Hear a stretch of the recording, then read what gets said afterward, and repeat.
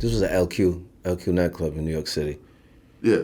Did the club pat you down when you went in there? But being that you're just Super Bowl winner, they just go ahead, go right in, right? Yeah. You get the carte blanche. So you were in the club for how long? 5 minutes? Yeah, maybe 10 minutes. Maybe 10 minutes? At the most.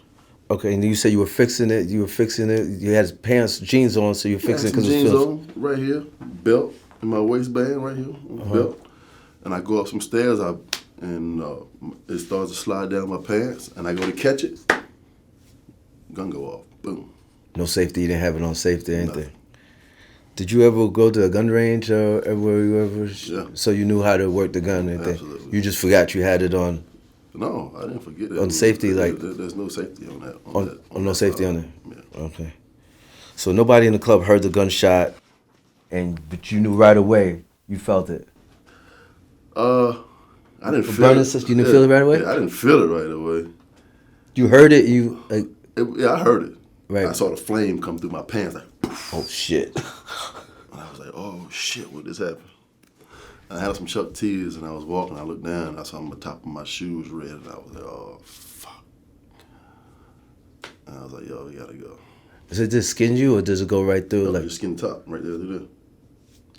Oh, just a little tuck. Yeah, because when I stopped it from sliding over down my foot. Right. And when I stopped it, it just shot through the top part of my leg. Okay, a little bruise. Yeah, it was.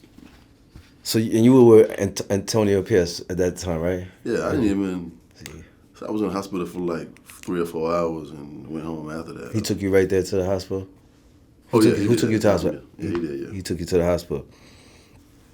Now, why didn't you go to your team doctor to keep it in-house? Why go to... If you would have went to a team doctor, you think they would have kept it if you had no doctors? It happened in New York City. So, I just had to try to keep it to a point to where, I didn't want to get a lot of people in trouble. So you didn't want to involve the team right away? No, there's no need to. You were released the next day?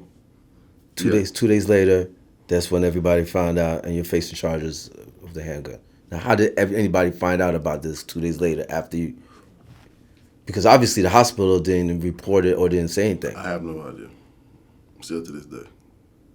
So maybe it came from the hospital? Because they're the only people that would know. Like, yeah. I don't know who said anything because I was home. I was sitting on my couch, sitting home chilling. How did you get in They this? was like, you need to turn yourself in. I think somebody from the club called in and had said something. So how did the club know? I thought nobody who knew about it. So you had to tell somebody? Oh, I was walking with security at the time. Oh, okay. I was walking with security at the time. Club security. They were actually escorting me to my section. Right. So they knew about it and they probably maybe. But we would never know who said anything because I was already on the couch home, about to watch the Giants play the Redskins.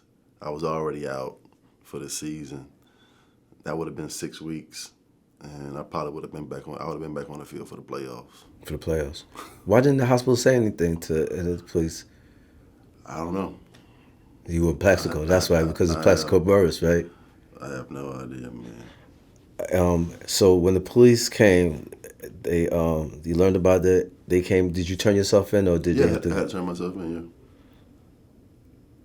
Mayor Bloomberg came on. You didn't know anything about this Mayor Bloomberg at the time. I didn't know who Mayor Bloomberg was at the time. And came in and said actions are outraged and stated that they had to be chargeable offense, had to be taken, or still it would have been like a mockery of the law if it wasn't.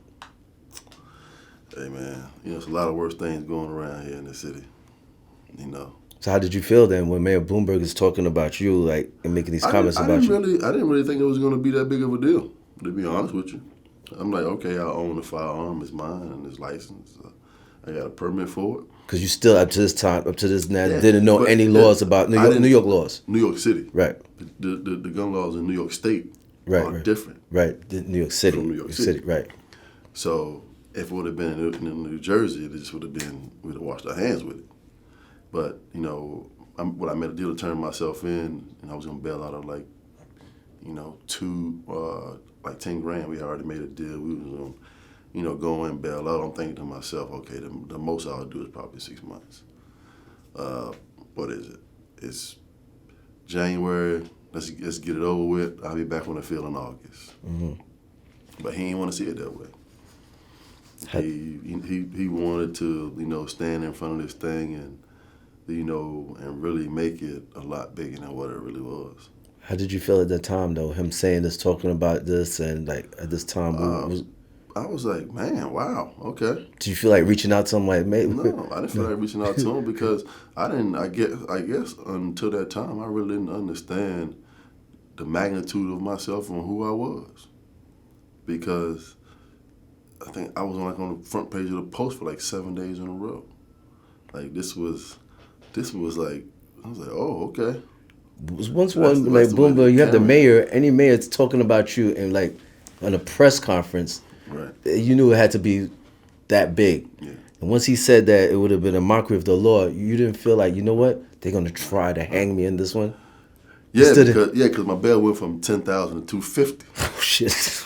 I was like, oh shit. So you didn't bail out once it went up that quick? Yeah. As soon as he said that, I was like, okay. Then you knew exactly. I kind of got it. I was like, yeah, they're going to try to do something real bad to me. You got people out here catching bodies that ain't got bail for 250. Imagine that, right? Think about that. You were scheduled to get $1 million signing bonus. The team held that back. Yeah, they held it because I had I think it was like an NFI, like a non-football injury. Right. But, I filed a grievance, went to arbitration, and I ended up getting paid. You finally got that.